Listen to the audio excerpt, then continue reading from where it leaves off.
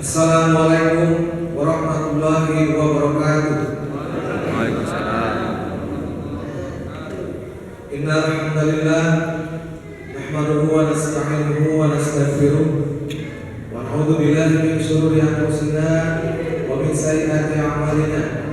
May yahdihillahu fala mudilla lahu wa may yudlil fala hadiya lahu. Asyhadu an la ilaha illallah wahdahu la syarika lahu wa asyhadu anna Muhammadan abduhu wa rasuluhu la nabiyya ba'da. Qala Allah ta'ala fi kitabil karim, a'udzu billahi minasy syaithanir rajim. Bismillahirrahmanirrahim. Ya ayyuhalladzina amanu taqullaha haqqa tuqatih wa la tamutunna illa wa antum muslimun. Ya ayyuhalladzina amanu kutiba 'alaikumus siyam kama kutiba 'alal ladzina min qablikum la'allakum tattaqun.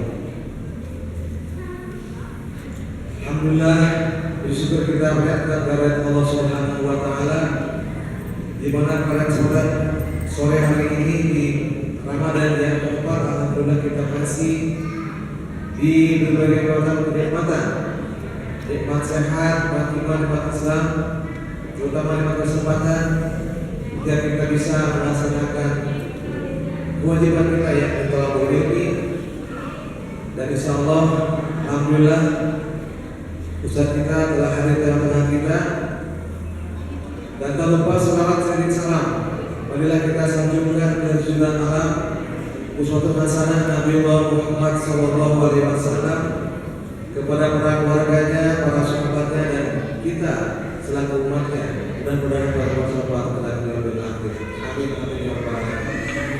Hadirin Bapak Ibu sekalian yang dirahmati Allah,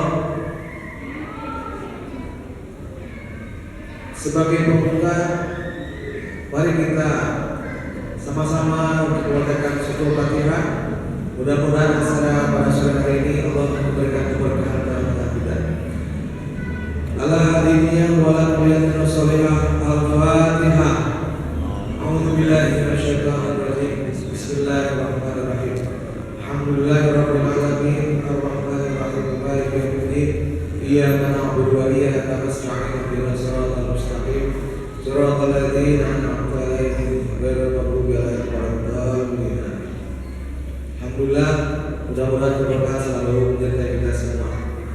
Selanjutnya akan saya sampaikan profil Ustadz yang akan mengisi ceramah pada sore hari ini. Ini adalah Bapak Ustadz Ahmad Muti LCMSI. Beliau beralamat di Grand Nusaidah Cilengsi dan kebetulan aktivitasnya adalah sebagai dosen Misteri S Bogor, DPS USPPS Wadaya di Bumi Kelapa Nunggal, DPS LAS Inovasi Jakarta Selatan, dan sebagai WAMI Indonesia. Alhamdulillah beliau sudah ada tengah kita, dan berhubung waktu udah jam 5 lewat ya, untuk bersingkat waktu maka kepada Pak Ustadz atau Pak Masuro kami persilakan.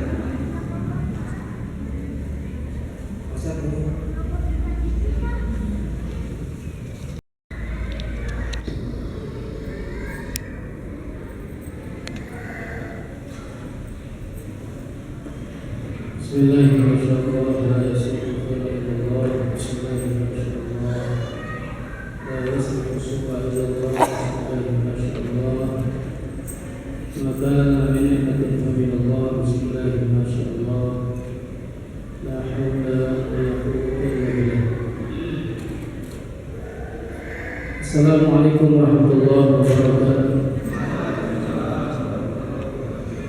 Alhamdulillah nahmaduhu wa nasta'inuhu wa nastaghfiruh wa natubu ilayh wa na'udzu bihi min shururi anfusina wa sayyiati a'malina. Man yahdihillahu fala mudilla lahu wa man yudlil fala hadiya lahu. Asyhadu an la ilaha illallah wahdahu la syarika lahu wa asyhadu anna Muhammadan 'abduhu wa rasuluhu la nabiyya ba'dahu.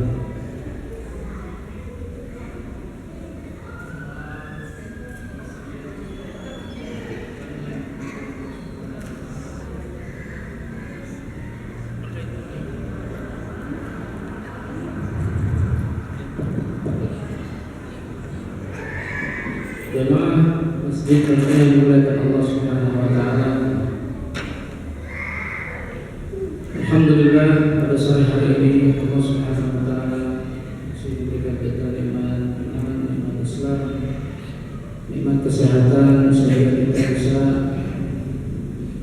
melaksanakan ibadah puasa Ramadan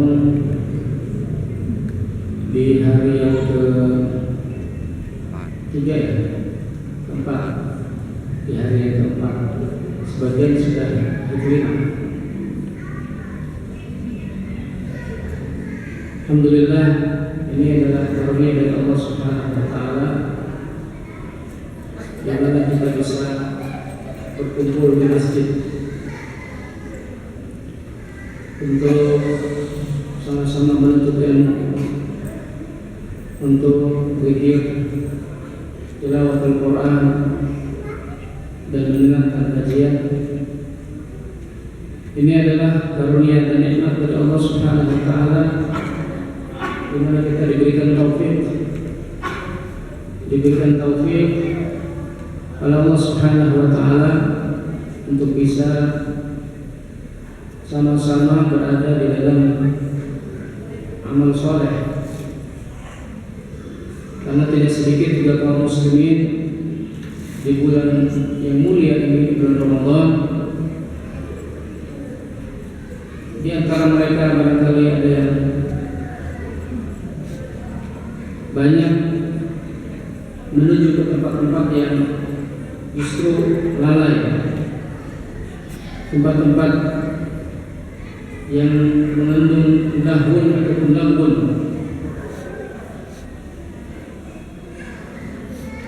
Karena tentu Ramadan tidak semua orang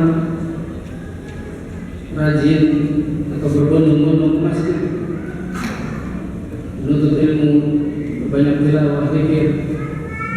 Masih banyak juga di antara kaum muslimin yang justru mereka kemudian disibukkan dengan hal-hal yang tidak bermanfaat, hal-hal yang melalaikan, seperti misalnya hiburan,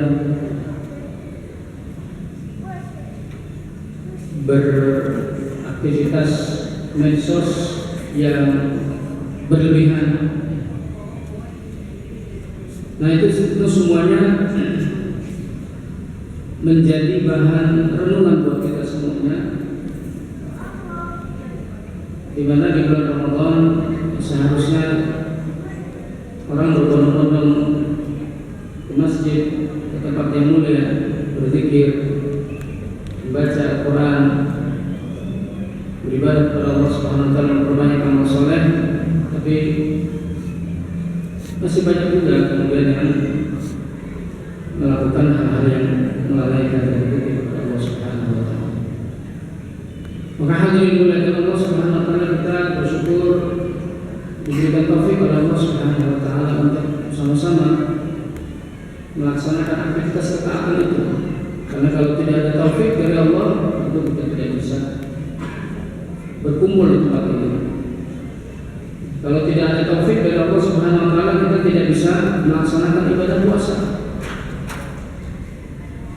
Yang bisa menjadikan kita dimudahkan oleh Allah Subhanahu wa taala berpuasa Ramadan, kemudian tilawah Al-Quran, zikir, dan duduk di forum kajian seperti ini, itu adalah taufik dari Allah Subhanahu wa taala.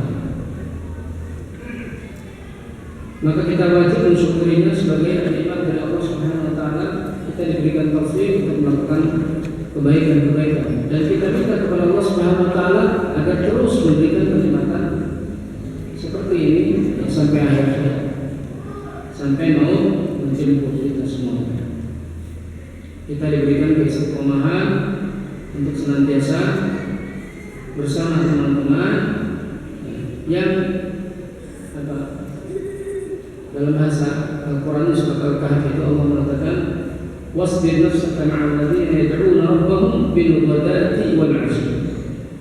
Wasbir nafsaka, dan buatlah dirimu sabar atau tahanlah dirimu ma'al ladzina an'amta 'alaihim, bersama mereka orang yang ma'al ladzina yad'una rabbahum bil ghadati wal 'ashyi, bersama mereka orang-orang yang senantiasa berdoa kepada Tuhan mereka, berdoa kepada Allah Subhanahu wa taala berzikir bil ghadati wal 'asyi, di pagi dan sore hari. Itu artinya ciri komunitas yang baik itu ketika mereka rajin berzikir. Dan zikir yang dicontohkan di situ adalah bil ghadati wal 'asyi, zikir pagi dan zikir petang. Ya, itu salah satu komunitas orang-orang baik, ya, di mana mereka senantiasa berzikir kepada Allah Subhanahu wa Ta'ala. Nah, maka jamaah yang dimuliakan Allah Subhanahu wa Ta'ala, ketika kita bersama dengan kawan-kawan yang baik, ya, bersampingan dan kiri kita dalam komunitas yang baik, ya, komunitas dakwah, bersama teman-teman yang senantiasa mengingatkan, maka itu juga adalah kenikmatan dari Allah Subhanahu wa Ta'ala. Dan kita harus sabar untuk senantiasa berada di situ. Wasbir nafsaka ma'al ladzina yad'una rabbahum bil ghadati wal 'ashyi yuriduna wajhah. Hadirin dimuliakan Allah Subhanahu wa Ta'ala, salawat dan salam kita sampaikan kepada Rasulullah sallallahu alaihi wasallam, qudwah hasanah bagi kita semuanya, dimana kita menjalani kehidupan ini mencontoh beliau dari sisi perkataannya, perbuatannya, dan apapun yang beliau sampaikan dalam sunnah-sunnahnya, baik yang sifat qauliyah ataupun fi'liyah ataupun qadariyah, semuanya kita berupaya berusaha sekuat tenaga untuk senantiasa mengikuti sunnah-sunnah Nabi Sallallahu Alaihi Wasallam yang beliau ucapkan, yang beliau contohkan, yang beliau tetapkan di dalam hadis-hadisnya yang bersifat hadis-hadisnya yang bersifat qauliyah ataupun fi'liyah ataupun qadariyah. Jamaah yang dimuliakan Allah Subhanahu wa Ta'ala, kita berada di bulan Ramadan, bulan yang mulia, bulan yang kita jadikan sebagai bulan untuk berbekal amal soleh, di mana kita di dalamnya bisa mengisi, memanfaatkan hari-hari ini atau waktu-waktu yang ada di bulan Ramadan untuk ibadah kepada Allah Subhanahu wa Ta'ala, karena di dalamnya pahala dilipat ganda. Tidak seperti bulan-bulan yang lain. Jadi Allah hadirkan musim-musim kebaikan seperti Ramadan ini, ya, itu supaya kita bisa maksimalkan. Karena kalau umat terdahulu itu usianya kan panjang-panjang.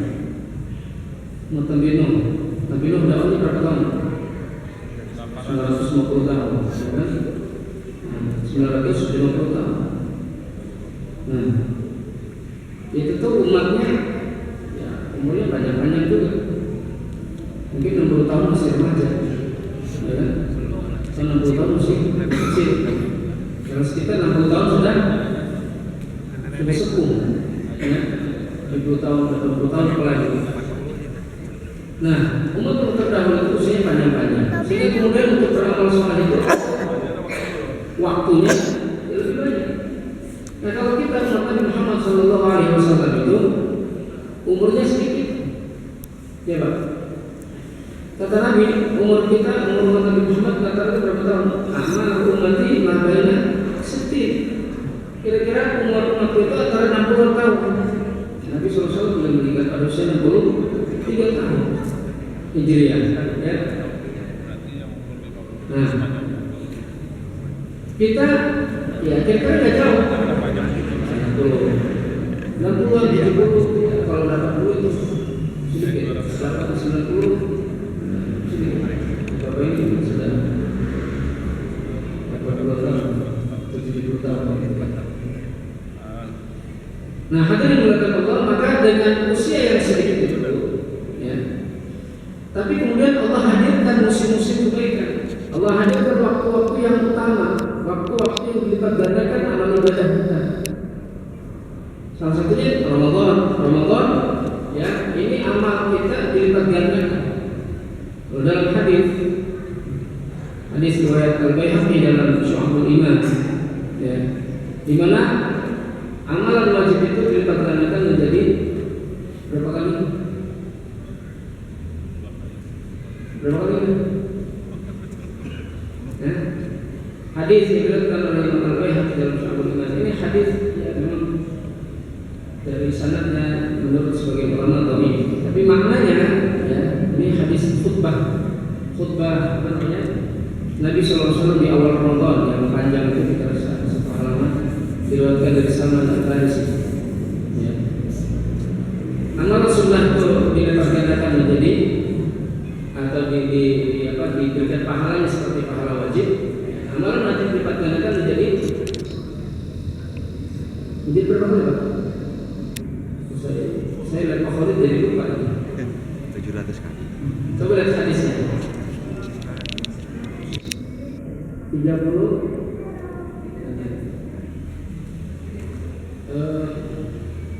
hadis. Saya biar tidak asal bicara hadis riwayat Salman Al-Farisi di awal Ramadan. Hadis Salman Al-Farisi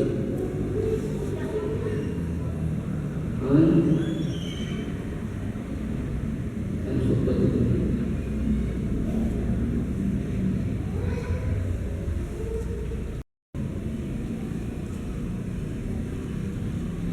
Di akhir Sya'ban.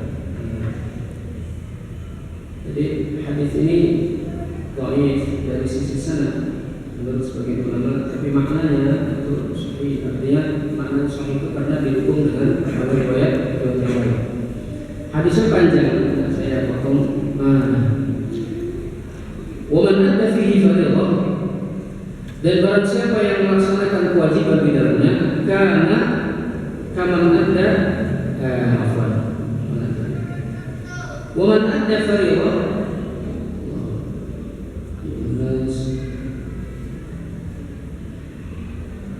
ومن أدى فيه فريضة كان كمن أدى 70 فريضة في مسجد 70. Dan barang siapa yang melaksanakan di dalamnya satu amalan wajib, maka karena kaman ada, maka pahalanya seperti melaksanakan 70 kali amalan wajib di bulan yang lain. Ya. 70 kali lipat.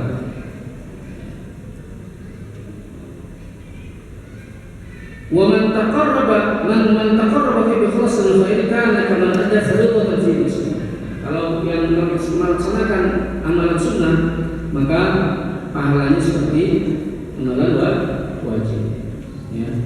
Dan ini hadis yang menjelaskan tentang bulan Ramadan itu adalah awal rahmah, wasatul maghfirah, wa akhirul ikun minan. Bulan Ramadan awalnya adalah rahmat, tengahnya adalah maghfirah, dan akhirnya adalah pembebasan dari api neraka. Kemudian dijelaskan di situ di dalam hadis ini kita diperintahkan untuk memperbanyak 4 hal, yaitu syahadat, kemudian istighfar, kemudian minta surga, dan yang keempat minta berlindung dari neraka. Sering disingkat ucapan asyhadu an la ilaha illallah, astaghfirullah, as'aluka Allah wal jannah, as'aluka jannah wa a'udzu bika minan nar. Ya, itu sumbernya adalah hadis ini, hadis riwayat Al-Baihaqi dan Ibnu Khuzaimah di dalam sahihnya. Hanya ya dari sisi sanad sebagai ulama menganggapnya sebagai hadis yang lemah. Namun maknanya adalah sahih. Hadirin dimuliakan Allah Subhanahu wa taala. Jadi dengan adanya musim-musim kebaikan seperti ini, kita bisa memperbanyak ibadah sehingga ya, pahala yang dicatat oleh Allah Subhanahu wa taala itu bahkan bisa melampaui pahala orang-orang yang diberi umur panjang oleh Allah Subhanahu wa taala di antara umat-umat terdahulu. Malam Lailatul Qadar berapa? Lebih utama dalam Al-Quran itu bukan berarti sama. Kalau lebih utama berarti bisa lebih. Lailatul Qadri khairun min alfi syahr. Malam Lailatul Qadar itu lebih baik daripada 1000 bulan. Ya, lebih baik artinya bukan sama atau bukan seperti 1000 bulan, tapi lebih baik daripada 1000 bulan. Jadi hitungannya kalau pakai hitungan matematik kira-kira 1000 bulan itu ya, walaupun menurut sebagian ulama 1000 bulan itu maksudnya adalah saking banyaknya, karena orang Arab sering menyebut menyebut ya kalau angka yang banyak itu dengan angka 1000 itu artinya banyak sekali ya. Tapi kalau mau dihitung secara matematis misalnya ya 1000 bulan itu berapa tahun? 83 tahun. Nah, 83 tahun. Ya kan? Umur kita kan nggak nyampe Pak. Jadi maksudnya adalah sekali kita beribadah di malam Lailatul Qadar itu, baik itu tilawah Al-Quran, kemudian zikir, ya, sholat sunnah, ya kan? Atau bahkan sholat wajibnya di malam Lailatul Qadar itu, maka ibadah yang kita lakukan di malam itu, ya, itu lebih baik daripada ibadah selama 1000 bulan. Itu selama 83 tahun. Selama 83 tahun. Padahal kita tidak ada yang diberi usia atau jarang yang diberi sampai usia 80-an tahun. Apalagi itu terjadi setiap tahun. Terjadi setiap tahun. Ya. Kalau umur kita misalnya sekarang berapa? 40 tahun katakanlah. Nah, usia taklif kita menjadi mukallaf itu katakanlah umur 15 tahun. Berarti sekitar 25 tahun. Kalau selama 25 tahun itu kita isi Ramadan dalam amal saleh dan kemudian kita mendapatkan kemuliaan Lailatul Qadar, ya, maka ya, kira-kira ya tinggal dikalikan saja. Tapi tentu kita tidak dianjurkan untuk menghitung-hitung pahala, tidak, ya kan? Tapi maksudnya adalah ya ini keutamaan yang diberikan Allah Subhanahu Wa Taala kepada umat Nabi Muhammad SAW, ya, di mana umat Nabi Muhammad itu pahalanya dilipat gandakan oleh Allah Subhanahu Wa Taala, dan Allah hadirkan momen-momen ataupun musimul khairat, musim-musim kebaikan seperti Ramadan, ya, dan juga di waktu-waktu yang lain, waktu-waktu yang memiliki keutamaan yang di situ Allah Subhanahu Wa Taala lipat gandakan pahala. Nah, hadirin muliakan Allah Subhanahu Wa Taala, Ramadan tentu kita harus manfaatkan sebagai bulan untuk kita membentuk ya, diri secara spiritual, kemudian secara sosial, ya, itu kita harus senantiasa memanfaatkan waktu-waktu yang ada. Tapi lebih dari itu, hadirin muliakan Allah, kita harus melihat Ramadan ini juga dalam konteks yang lebih luas. Jadi bukan hanya pembentukan pribadi, ya, bertakwa saja. Jadi Ramadan itu bukan hanya bulan yang kita ketika datang itu kita sambut dengan gembira, ya. Walaupun tentu itu harus, karena apa? Ya, kita harus senang dan gembira dengan datangnya Ramadan, karena Ramadan adalah bulan penuh keutamaan. Nah, tapi lebih dari itu, Ramadan ini kita lihat sebagai dalam konteks yang lebih luas. Ramadan itu sebagai bulan untuk membentuk atau membina umat ini, ya, sebagai umat yang siap untuk menghadapi segala tantangan di masa mendatang. Nabi SAW di dalam hadis sahih riwayat Bukhari dan Imam Muslim, ya, tentang bangunan Islam. Nabi mengatakan bunyal Islamu ala khamsin. Islam itu dibangun di atas 5 perkara. Ya, jadi berarti Islam itu merupakan sebuah bangunan. Bunyal Islam ala khamsin. Syahadat la ilaha illallah wa anna Muhammadar Rasulullah wa iqamus shalah wa ita'iz zakat wa hajjil bait wa shaum Ramadan.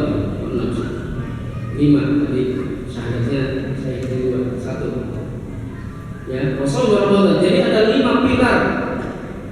5 pilar yang menopang bangunan Islam itu, dan salah satu yang pentingnya adalah, yang sangat pentingnya adalah puasa Ramadan. Nabi SAW membangun umat ini bukan pekerjaan mudah. Membangun umat yang tadinya tidak punya apa-apa, mungkin tidak punya harga diri, ya. Umat yang tadinya terbelakang, umat yang tadinya tidak bermoral, tidak menjunjung tinggi, ya, akhlak mulia. Umat yang tadinya itu kalau ada bayi perempuan lahir dikubur hidup-hidup, ya kan? Umat yang tadinya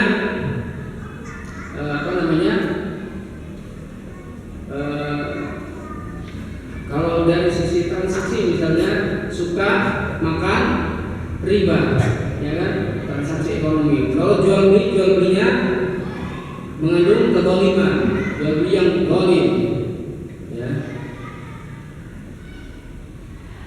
Nah, saking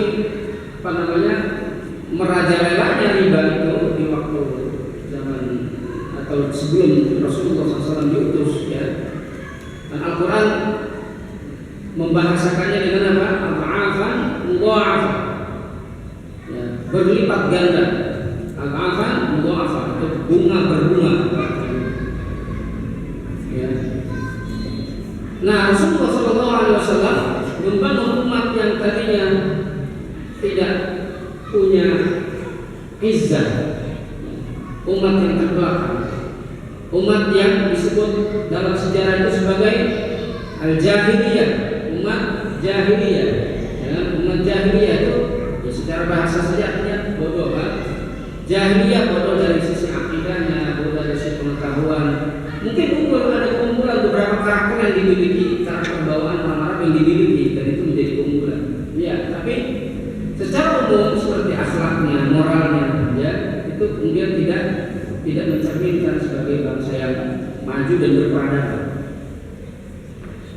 Nah, hadirin dimuliakan Allah, jadi Nabi SAW itu dalam Al-Quran dikatakan, "Litunzira qauman ma unzira abahum," supaya engkau memberi peringatan kepada kaum yang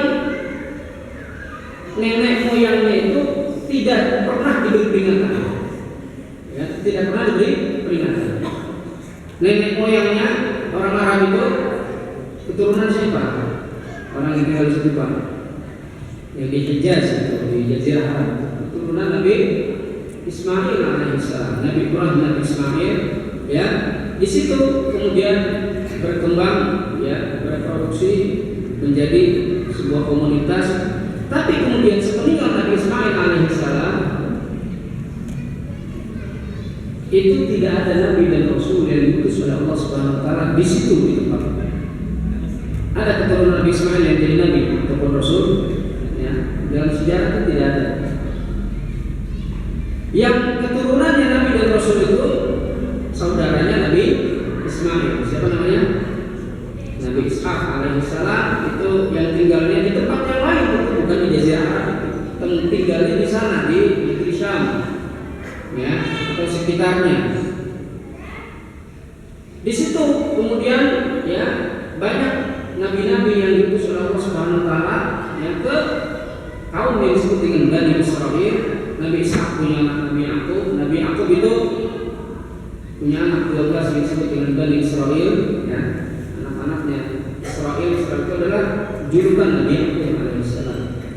Jadi disitulah kemudian mereka, ya, para nabi itu kebanyakan diutus ke komunitas yang disebut dengan Bani Israel itu sampai kemudian Nabi Isa alaihissalam. Sementara di garis keturunan Nabi Ismail tidak ada nabi dan rasul yang diutus di situ,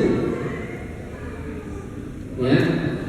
Hanya kemudian di akhir zaman kenabian diutuslah Rasulullah Sallallahu Alaihi Wasallam, Muhammad bin Abdullah, Rasulullah Sallallahu Alaihi Wasallam, yang merupakan garis keturunan Nabi Ismail, ya, garis keturunan Nabi Ismail alaihissalam. Maka Allah katakan dalam Al-Quran itu, "Litunzira," surat Yasin, "Litunzira qauman ma unzira abahum hum ghafilun," agar engkau beri peringatan kepada kaum yang nenek moyangnya itu tidak pernah diberi peringatan. Wa hum ghafilun, maka mereka menjadi orang-orang lalai, ya, menjadi jahiliyah itu karena memang tidak ada guru selama beberapa abad, tidak ada murabbi di situ yang membina selama beberapa abad, tidak ada muallim, tidak ada yang mengajarkan tentang ilmu agama, tentang akidah, tentang ibadah yang benar. Maka kemudian mereka menjadi sesat, ya, menjadi sesat.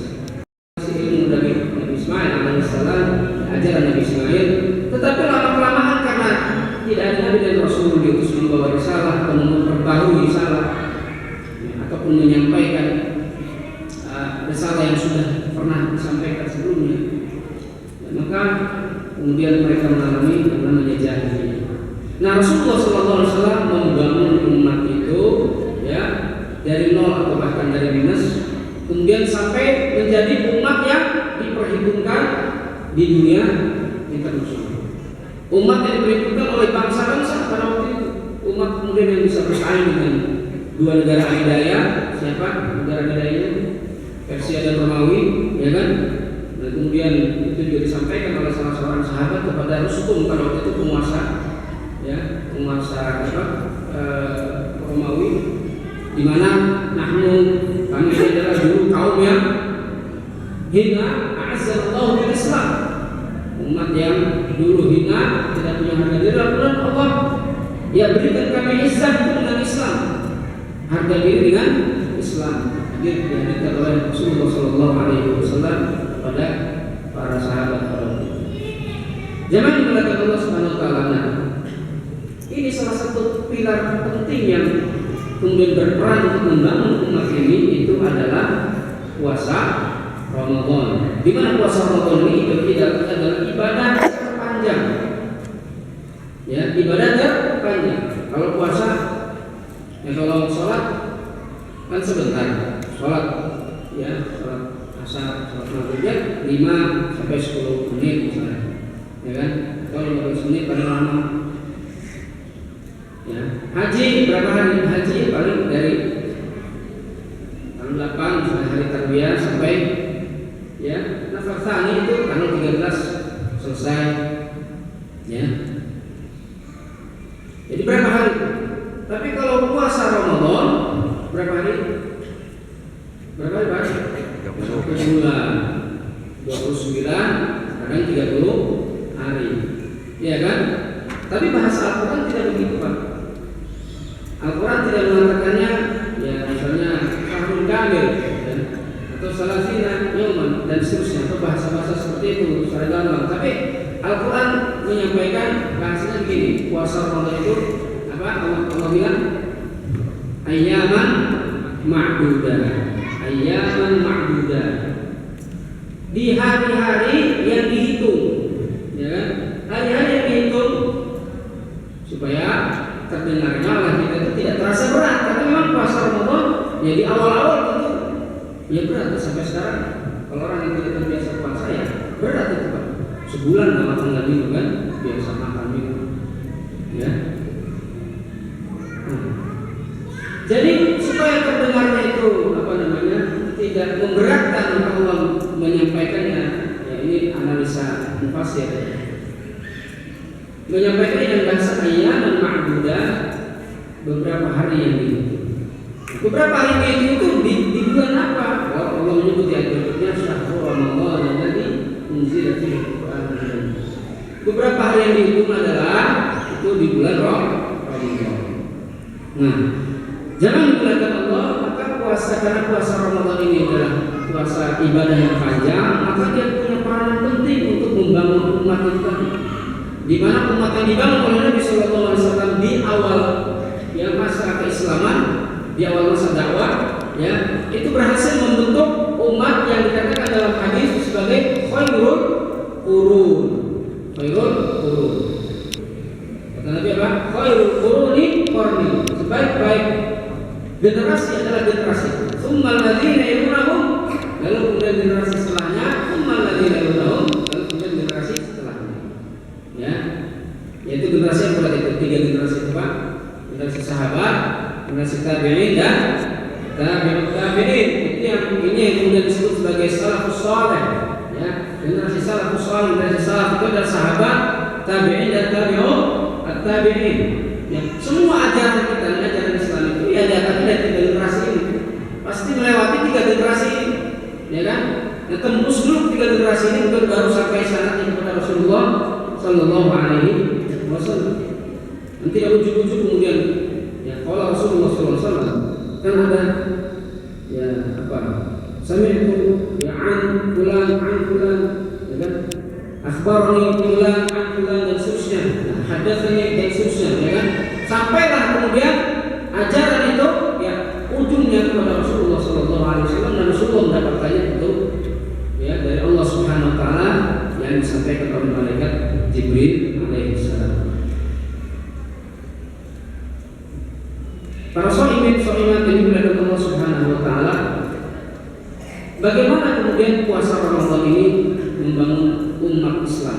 Ya, di awal-awal ya masa dakwah Nabi Shallallahu Alaihi Wasallam, di awal generasi dulu, sehingga kemudian berhasil membentuk khairul qurun. Coba kita lihat sejarah diwajibkannya puasa. Puasa itu diwajibkan pada tahun kedua Hijriah. Betul ya Pak? Tahun kedua Hijriah. Di bulan apa? Bulan apa? Sya'ban. Di bulan Sya'ban tahun kedua Hijriah.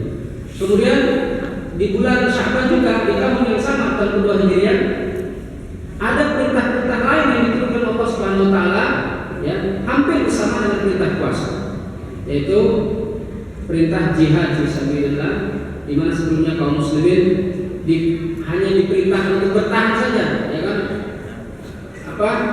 Tidak untuk menyerang, mungkin bisa bertahan karena jumlahnya belum signifikan kaum muslimin di awal-awal.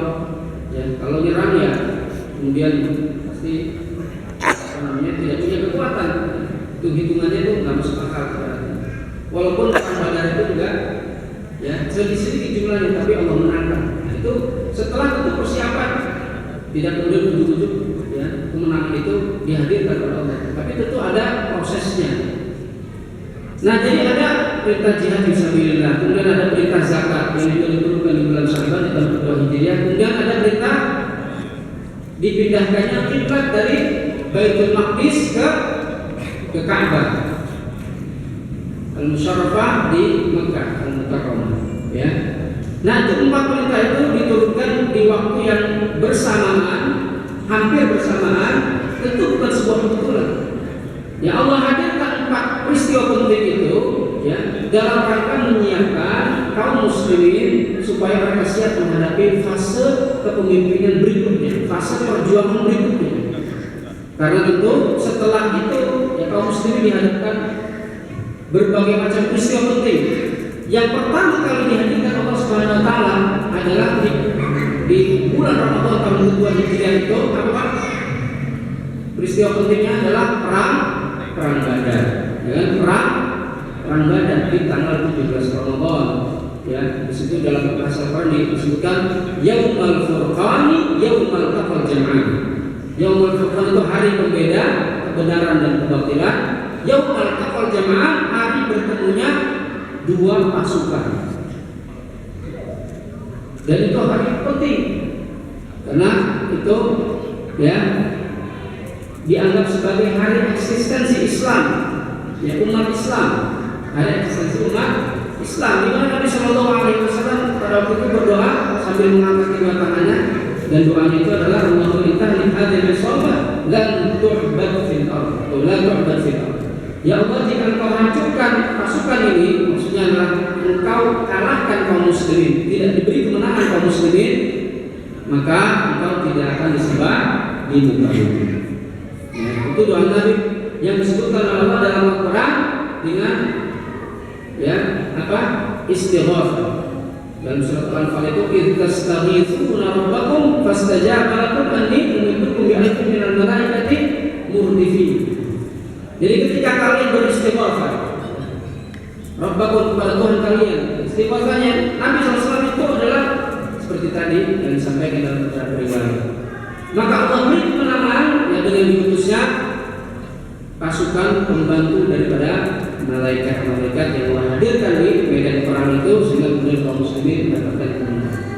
Nah, itu peristiwa penting yang pertama. Setelah turunnya 4 perintah tadi itu, ya Allah hadirkan tantangan pertama itu adalah perang Badar. Di mana perang Badar itu awalnya ya tidak berniat perang.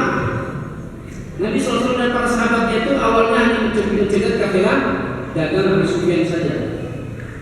Mencegat kafilah dagang Abi Sufyan yang tujuannya mengambil harta kaum muslimin yang tidak sempat dibawa ataupun yang sudah dirampas oleh orang kafir Quraisy di Mekah ketika mereka akan hijrah ke Madinah.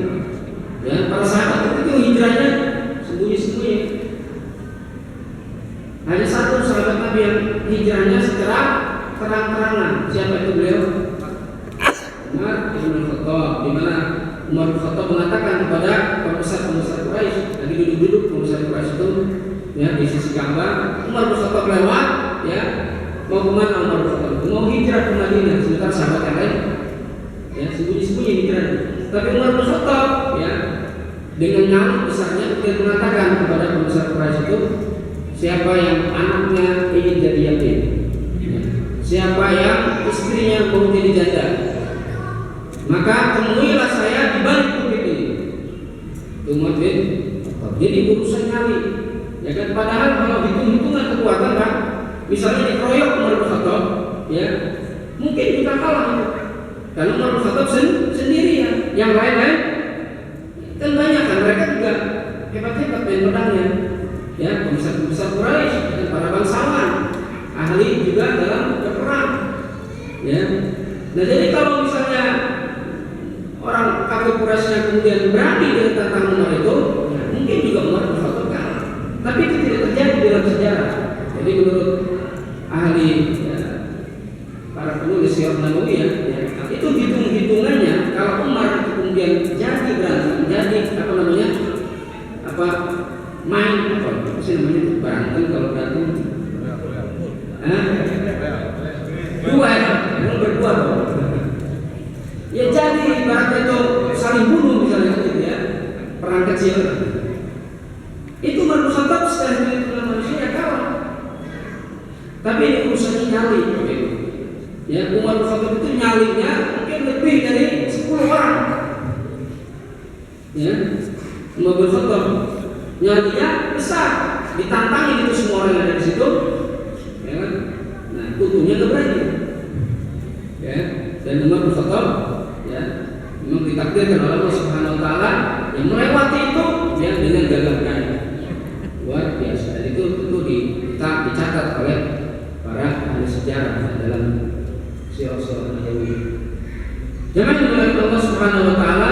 Jadi perang Badar itu awalnya kan mencegah keberadaan Abu Sufyan. Tapi Abu Sufyan keburu mengetahui rencana itu, kemudian sampai beritanya kepada Abu Jahal, dan Abu Jahal kemudian ya dengan semangatnya itu dia merasa kesal dengan Rasulullah, dengan Nabi Muhammad dan juga para sahabatnya karena mencoba mencegah kafilah dagang itu.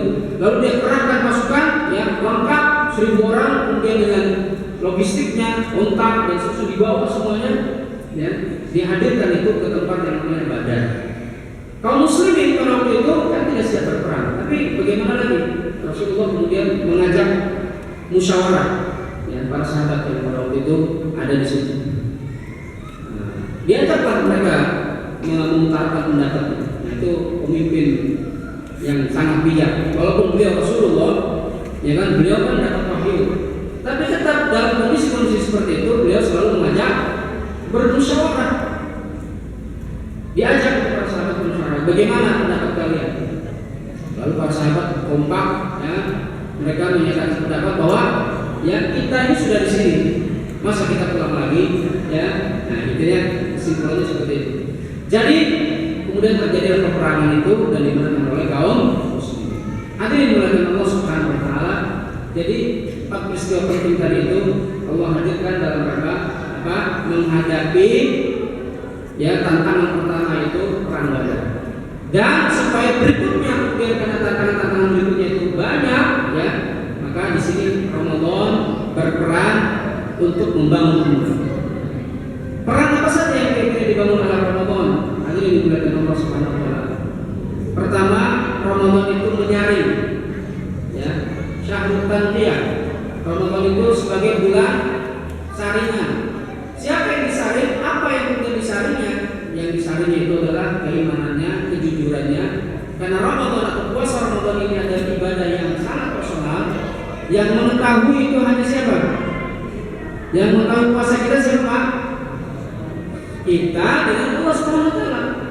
Ya, bisa nggak kira-kira makan umpet-umpet? Bisa makan umpet-umpet, Pak. Tapi dilakukan atau enggak itu? Tidak dilakukan. Ya, karena kita apa? Takut sama Allah, ya kan?